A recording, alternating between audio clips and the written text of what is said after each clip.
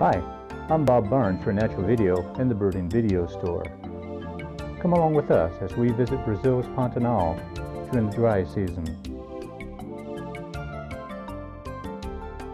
In the Birds of Brazil's Pantanal, we begin with an overview of the area and quickly follow with video of birds and mammals in catalog format, laid out in genus and species order.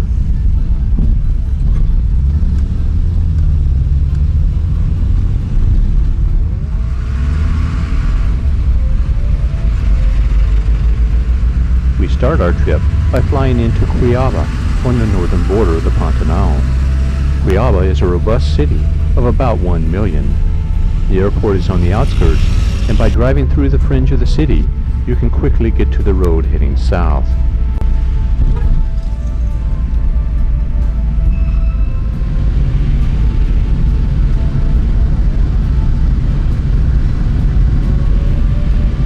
The trip to the Pantanal will take 3 or 4 hours. The Trans-Pantanal is a radial highway heading south as far as Rio Cuiabá. It's famous for 2 reasons. The Pantanal is the world's largest wetland. It seasonally floods and dries out. During the dry, there are large concentrations of birds along the highway.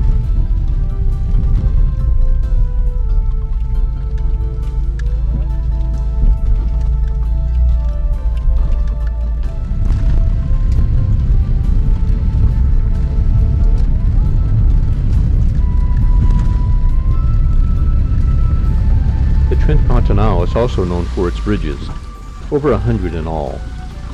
Nearly all of the bridges are built of wood, in a cross-tie construction pattern. They're typically in various states of repair, and that can be quite disconcerting until you get used to it.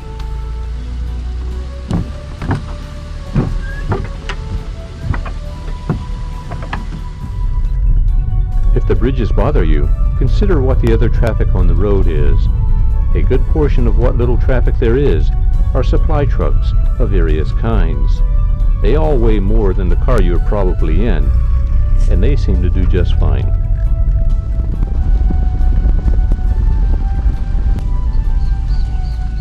Take advantage of the bridge crossings to watch some incredible concentrations of wildlife. This is what the Pantanal is all about.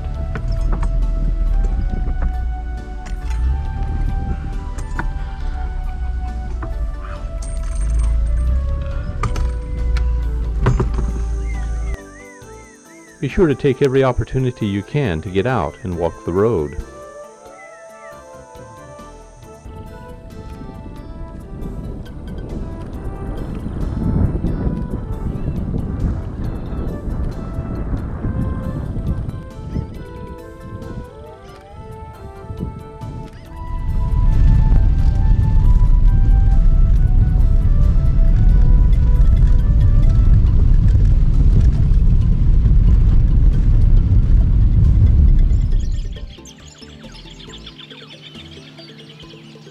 We recommend Pouso Alegre highly. It's a working ranch with comfortable accommodations and good food. There are nesting hyacinth macaws outside your door, greater Rheas in the field, putus in the trees, and the owners are making major efforts to maintain the area and reforest those areas which were degraded in the past. We had spent close to 30 hours traveling here, between time in airports, flying, and the drive-in, but we could not wait to get out and see the birds, even if it was just outside the door. Birds were everywhere. We saw hyacinth macaws immediately. At the feeding troughs for the horses, we saw 14 species in less than 5 minutes.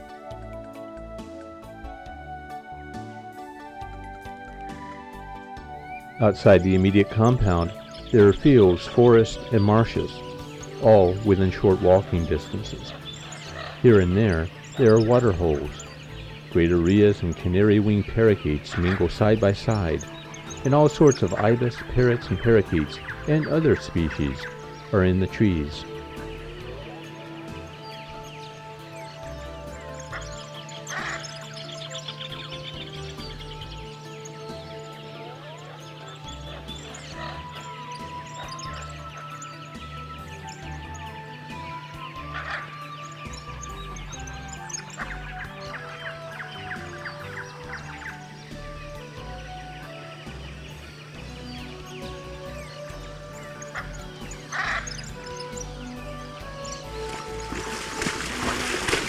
One morning we took a ride out in search of an anteater.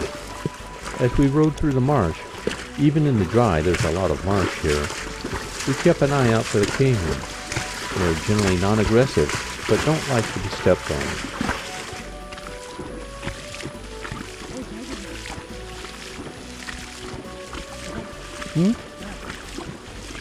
Yeah. Thousands of egrets and herons flew about. Eventually, we came to a pond and found our first giant otter. They grew to 5 feet.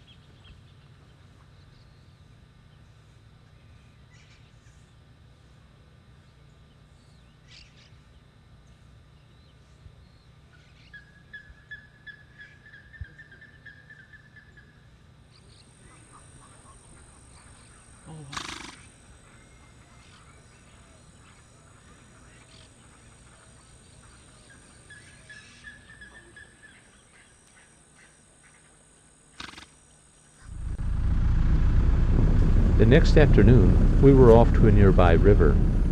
The other boat fished for piranha, and we searched for kingfishers and pigeons.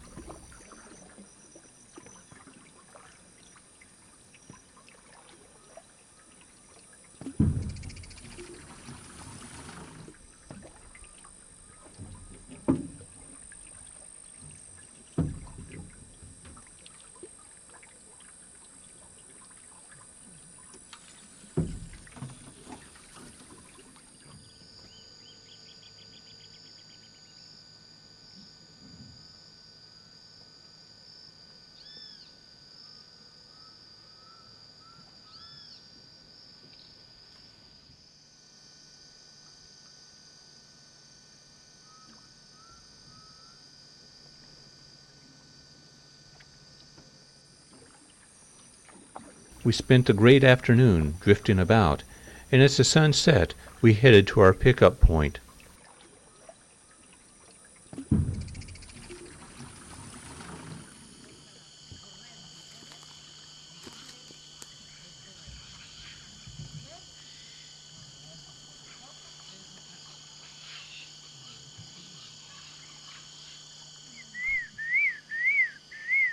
Almost immediately, we found a troop of brown Capuchin monkeys.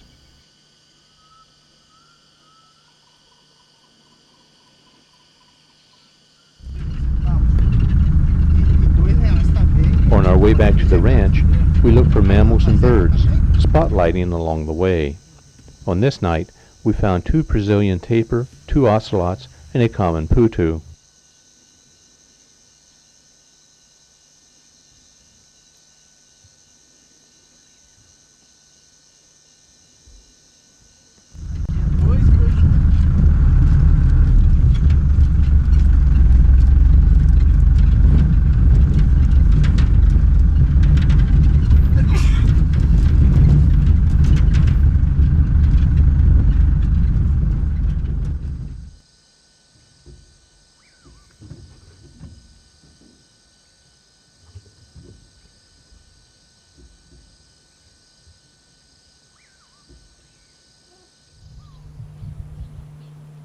The next day, we searched for species we had missed and taped.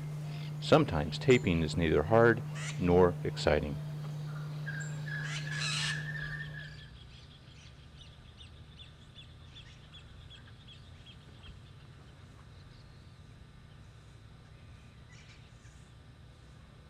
And sometimes you just can't stop. The light is going, the mosquitoes are starting to come out, and you just can't stop.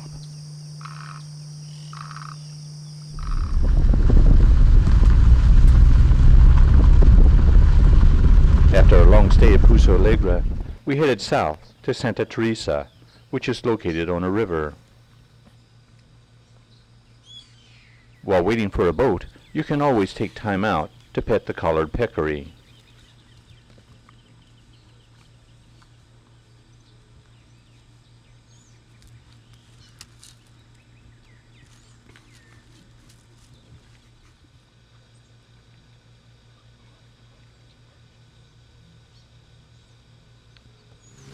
One of the highlights for many people who visit here is the trip down the river to see giant otter. Along the way, you pass dugout canoes and the occasional curacao.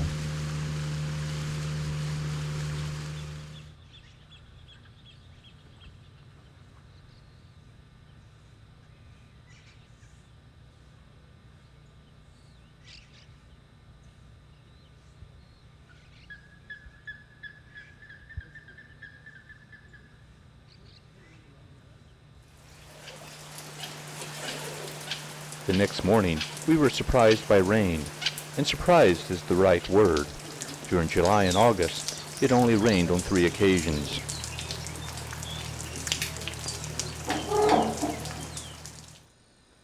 But even this rain was short-lived, and the sun returned. We immediately took a rowboat up the river into an area that feels very primeval.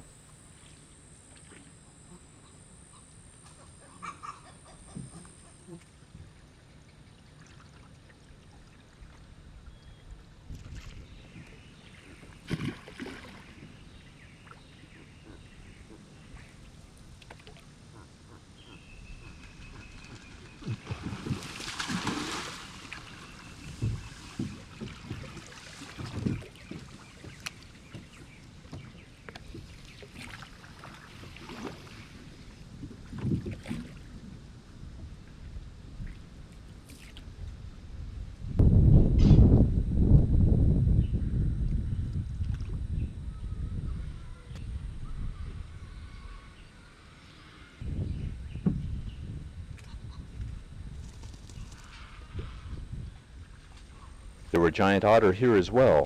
Although it was more work to see them here, it was much more enjoyable.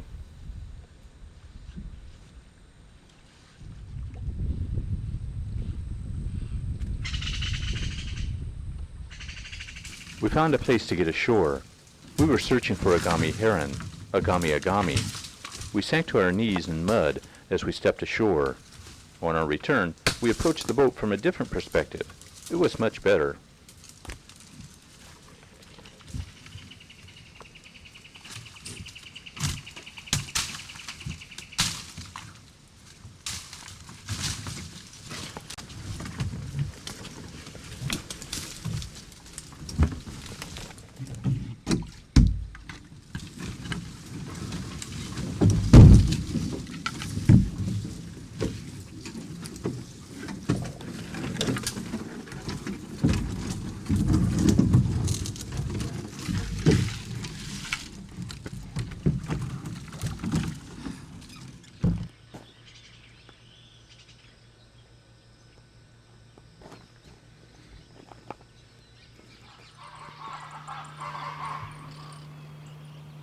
And always the sun sets.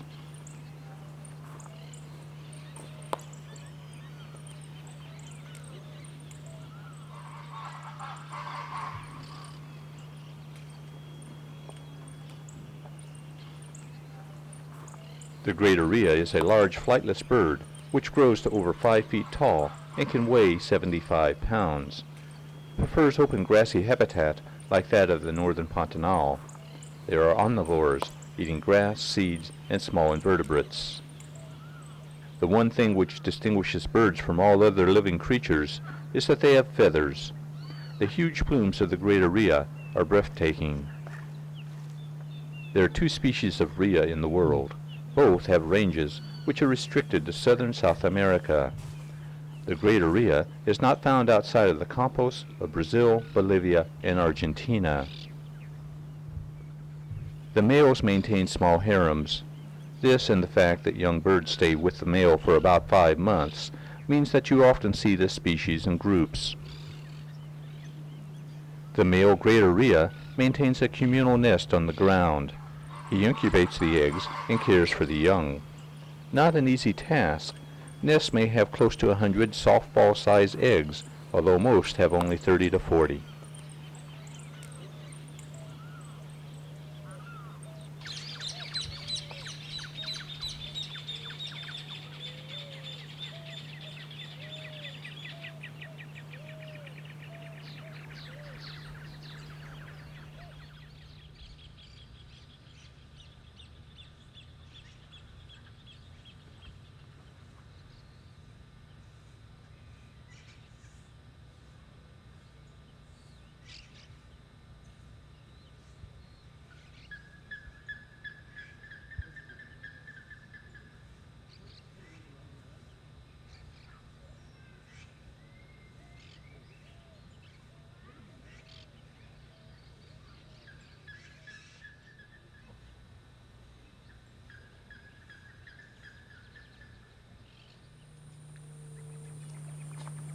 The Neotropic cormorant is the only cormorant found in Brazil.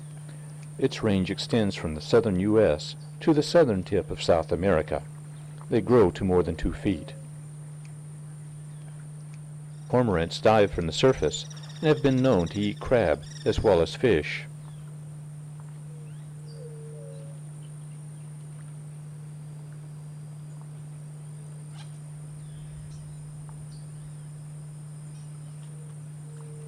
After fishing for some time, they must get out of the water to dry. Neotropic cormorants can sometimes be seen in large groups, roosting in the sun with their wings extended.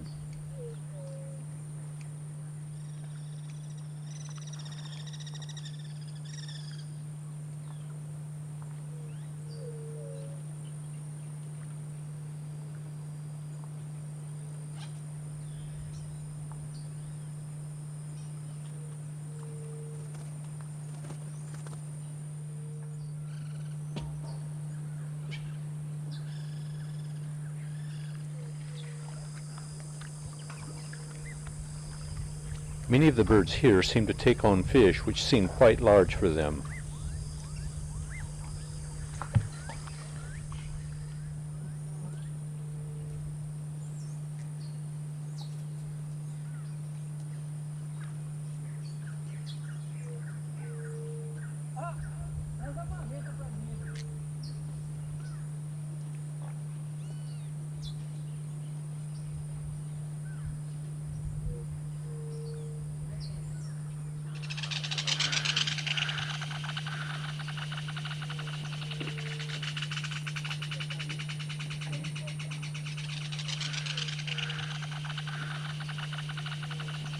The Anhinga is found from the northern part of Argentina through to the southern U.S.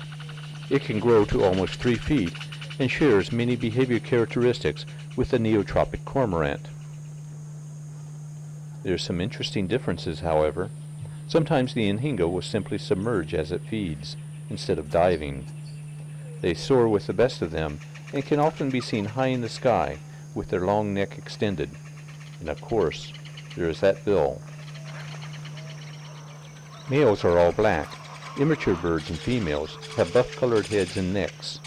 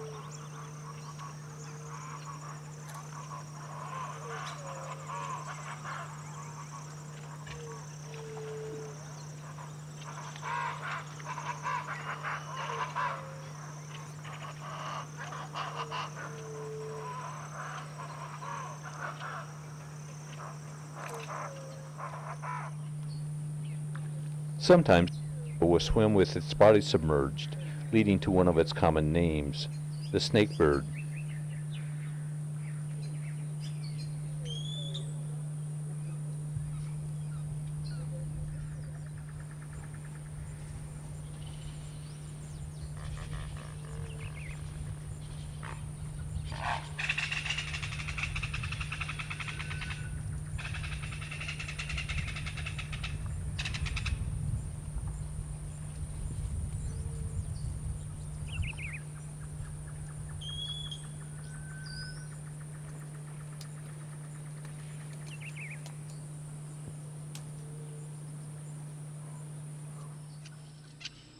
The crested caracara prefers insects and is in no way going to tangle with that bill.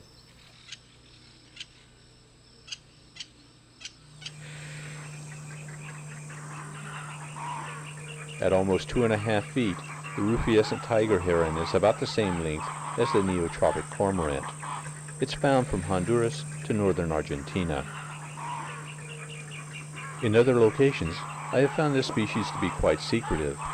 Here, it was a rather common bird and was easily observed. The juvenile is strongly striped, while the neck of the adult bird is a wonderful rich shade of dark rufus. The adult plumage takes 4 years to attain.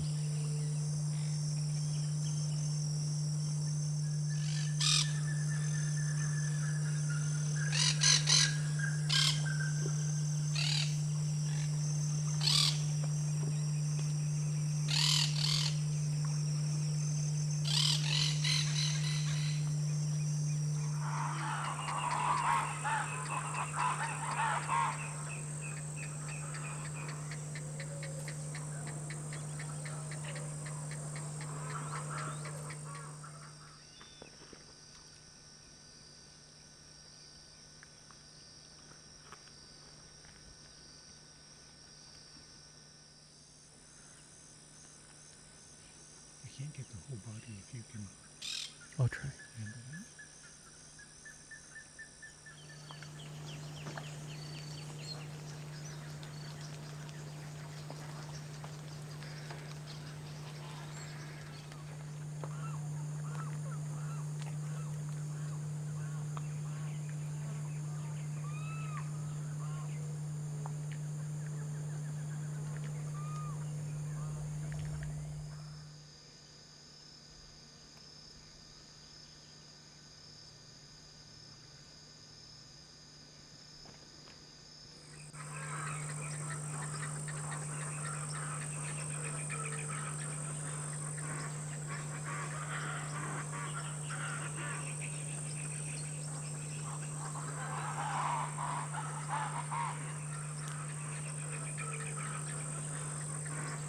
Standing more than 4 feet, this species is found from eastern Panama, southward on the east side of the Andes to southern Argentina. It's also found in southern Chile. It typically feeds alone, stabbing fish with its bill at times.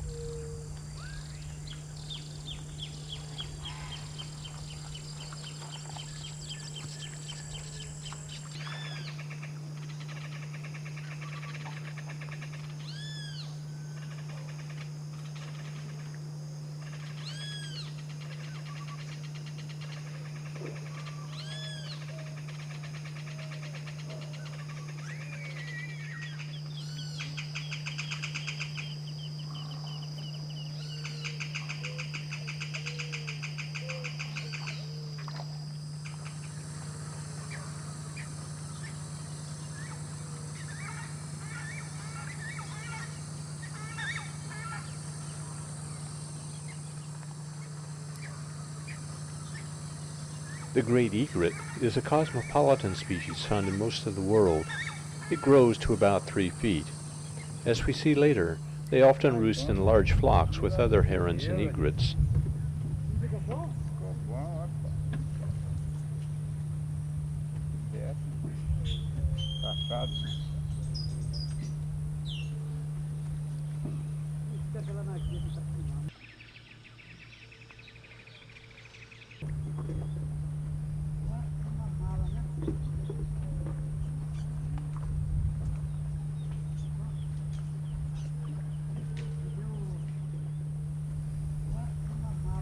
The snowy egret is a strikingly beautiful bird with a range which extends from the U.S. to northern Argentina. They are much smaller than the great egret, growing barely more than 2 feet tall. We watched this particular bird for a long time as it walked back and forth in the vegetation, catching small fish. Sometimes it would shake its feet in an attempt to scare its prey. It roosts in large flocks with great egrets and other herons and egrets.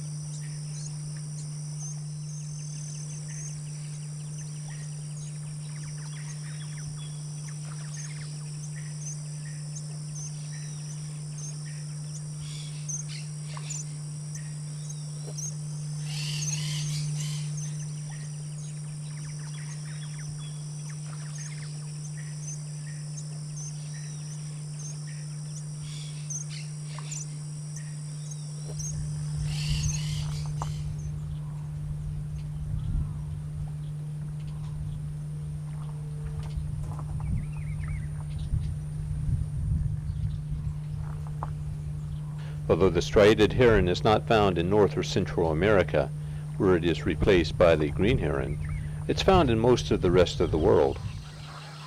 It feeds primarily on fish and invertebrates, and at this time of year does quite well by itself. It usually hunts by standing at the edge of water rather than in the water. I watched this bird work this fish for more than 30 minutes. It steadfastly kept at its job, even when a caiman lumbered ashore a few feet away.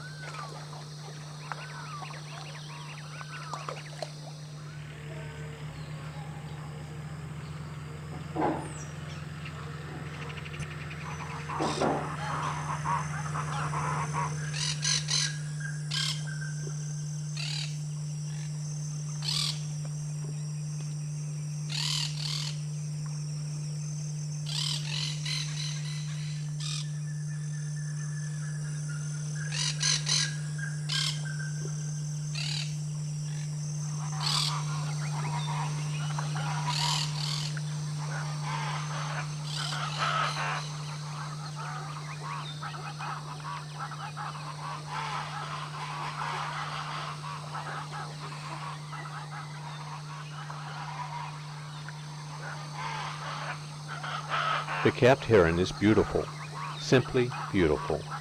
Its range extends from Panama down through Brazil to Paraguay. It's slightly smaller than the snowy egret, which uses the same niche. The cobalt blue of its facial skin becomes more intense during breeding. Breeding birds also have a much richer color to their head, neck, and breast. It hunts along shorelines, often standing quietly for long periods. It generally tends to be more solitary than some of the other heron and egret species.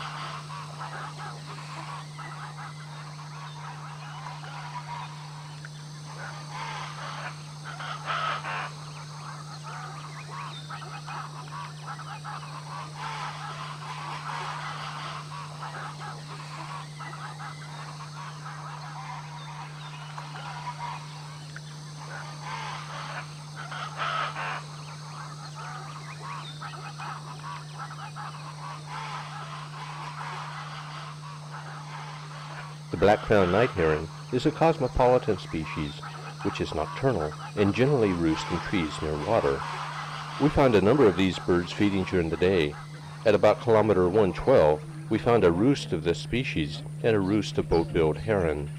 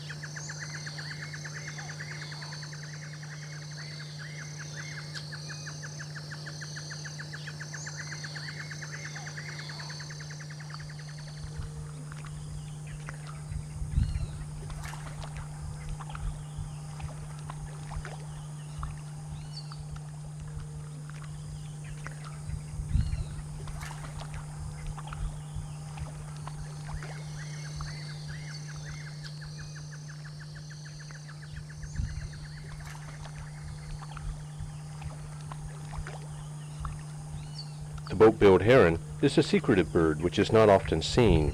It was once placed in its own monotypic family, but is now grouped with other herons and egrets. It is found from the lowlands of Mexico south to northern Argentina.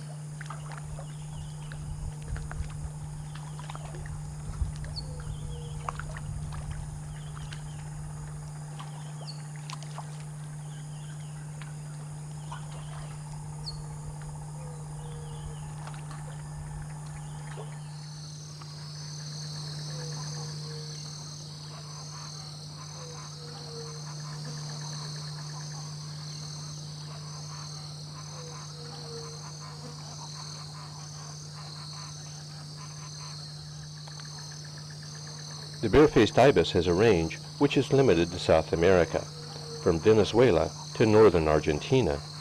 It's known in some sources as the whispering ibis. It feeds by probing wet soil and mud with its decurved bill. We often found it perched in trees.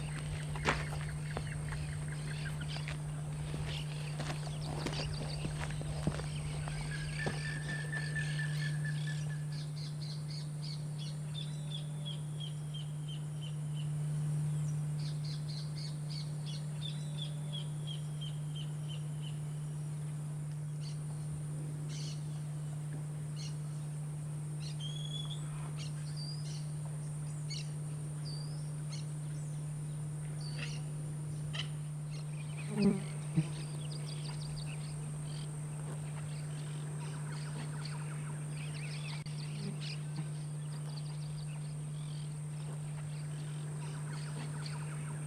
green ibis is found from Costa Rica to northern Argentina. It tends to be more nocturnal than some of the other ibis. It's typically found alone, or at most in pairs.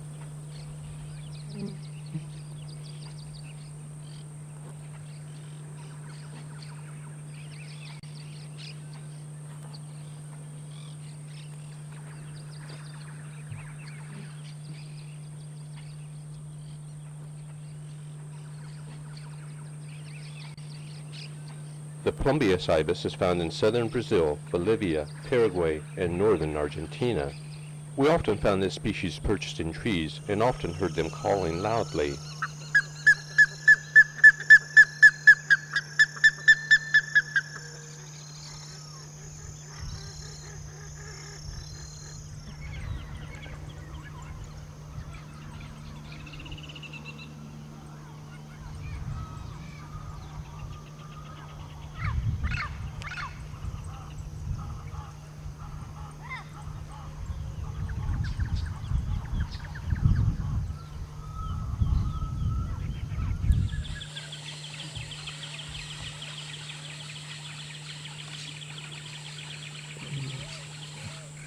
We found one bird on a nest with a chick and had a great opportunity to see its bright eye.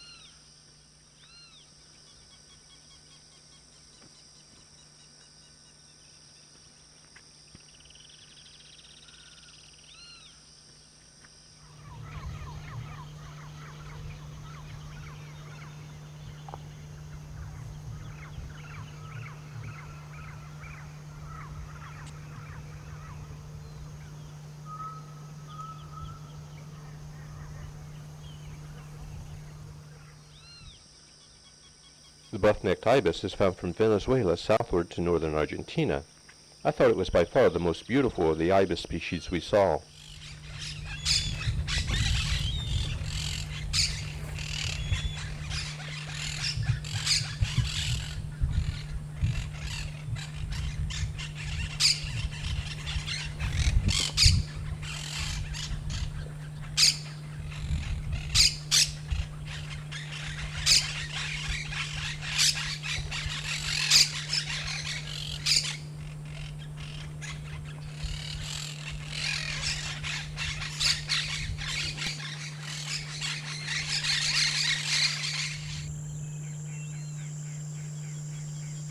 All of the ibis species we saw eat small vertebrates and insects. All of them can be seen probing for food in wet fields and shallow water. They tend to be monogamous, and except for the green ibis, often nest in colonies in trees.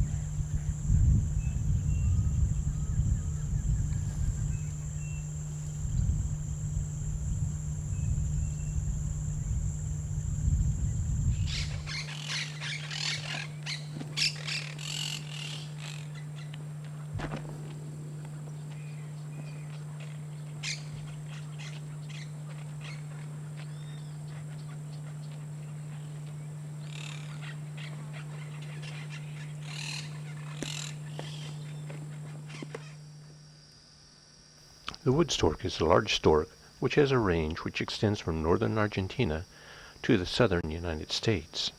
We often saw this species feeding for fish or soaring high overhead. In either case, they were often in large groups.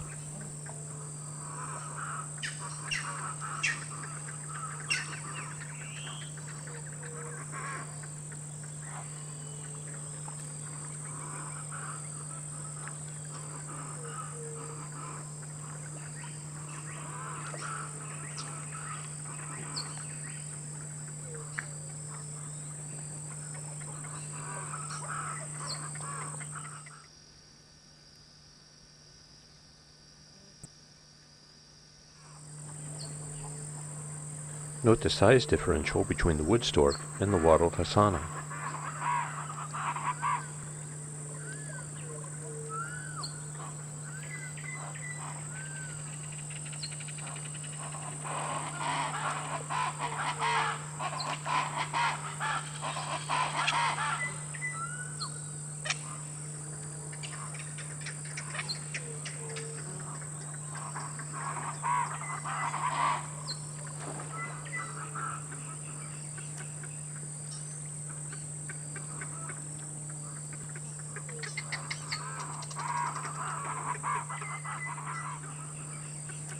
The Jabiru is huge, grown to 4.5 feet.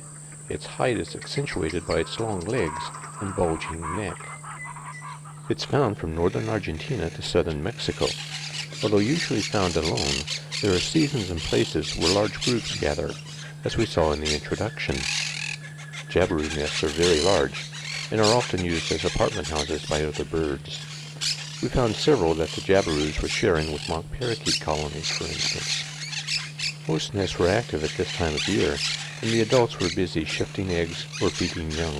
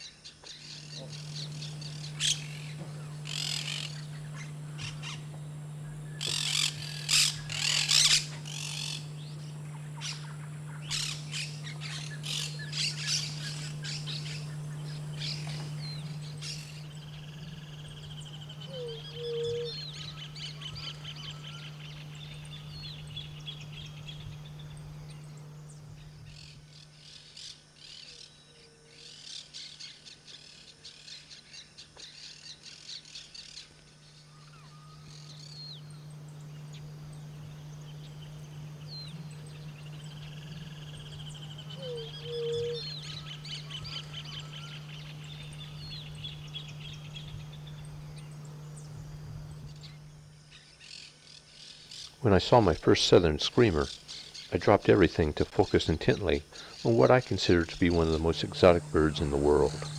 Of course, it did not hurt that the bird was calling. Southern screamers grow to 3 feet and are hefty. All the more reason to not expect them in the tops of small trees, where they usually are. When flying between perches, they look like large eagles with very broad wings which have claws. The range of the southern screamer is limited to southeastern Peru, northern Argentina, and southern Brazil. They are usually found alone or in pairs. About half the birds we saw were in pairs.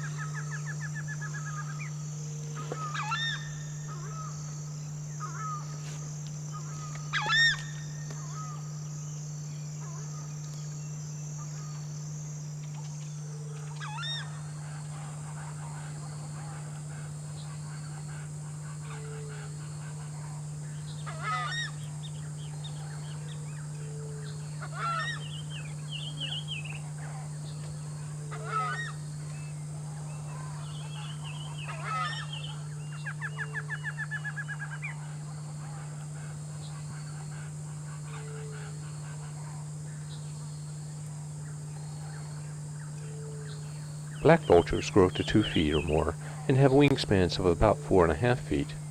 Like the other vultures, their heads and necks do not have feathers. The vultures are carrion eaters. That may be why they lack feathers on their heads and necks. Oddly enough, however, the black and king vulture lack a sense of smell and have to rely on others, like the lesser yellow-headed vulture, to locate dead prey, which is not obvious. The black vulture has a range which extends from Argentina to the southern U.S. They are often found in groups, even when not at a food source. This scene reminded me of a surreal, moving Georgia O'Keeffe painting.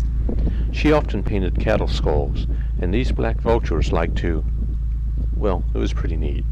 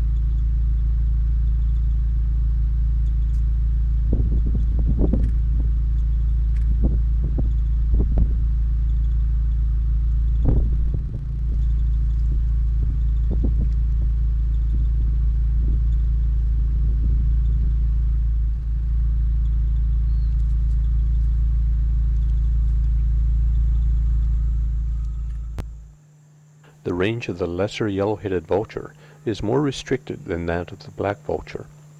It's found from northern Argentina to southern Mexico. Like the king vulture, lessers are usually found alone. DNA analysis indicates that the New World vultures are more closely related to storks than the hawks. That's not the case with Old World vultures.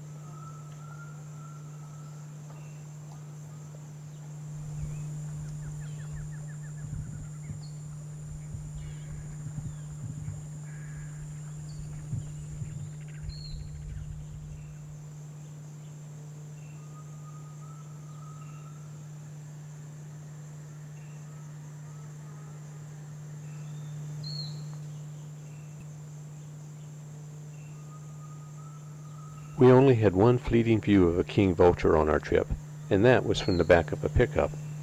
The king vulture has a wingspan of 6.5 feet and is found from northern Argentina to southern Mexico. It is the most brightly colored of the vultures and dominates the others in size, although other vulture species may be more aggressive.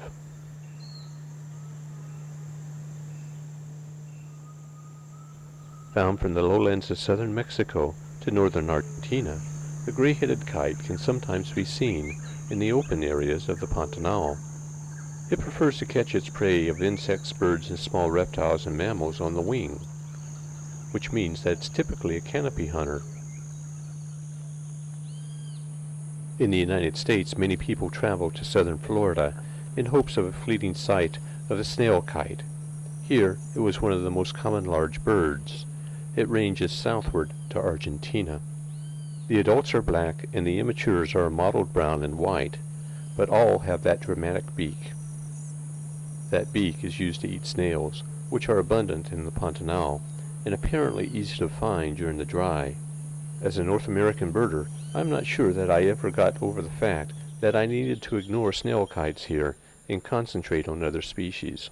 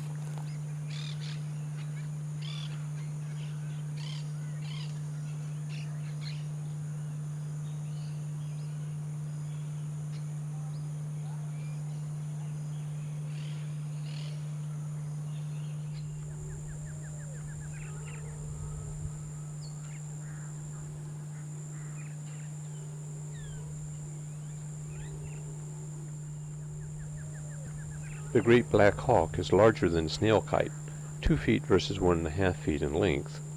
It ranges from northern Argentina to southern Mexico, a range which seems common for many species found here. There are 2 races. This is the dominant race, the South American race. The Central American race is most easily identified by the white spotting on its thighs. Sometimes considered to be separate species, they appear to interbreed in Panama. Great black hawks are usually found alone, and not a great deal is known about their breeding behavior. They do sometimes use mock parakeet nests as their own.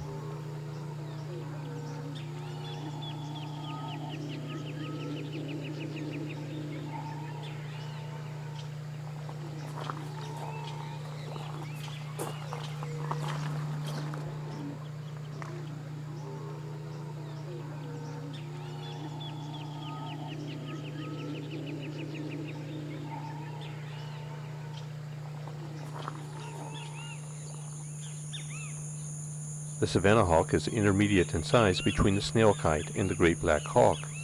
Its range is only slightly more limited, being found from Panama to northern Argentina. It generally hunts from a perch or by walking on the ground.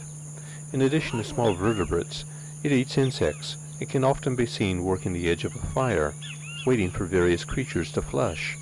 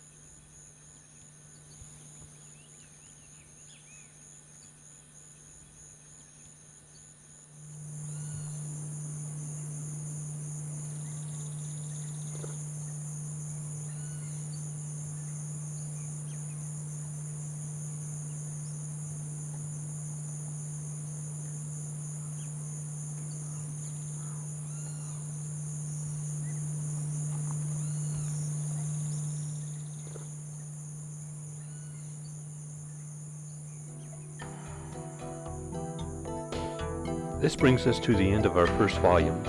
In our next volume, we finish the hawks and get into some very pretty parrots, parakeets, and macaws.